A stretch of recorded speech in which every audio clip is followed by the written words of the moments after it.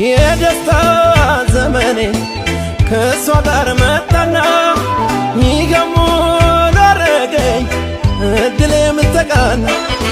በሷ ላይ ያቆመ የልቤ ፍለጋ አብሬያት ዋልኩና ውስጤም ተረጋጋ ሰላም የምትሰጥ በመውደድ አስራ ነፍሴን ከነፍሷ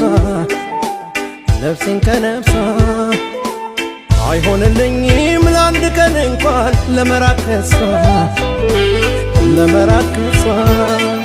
አይሆንልኝም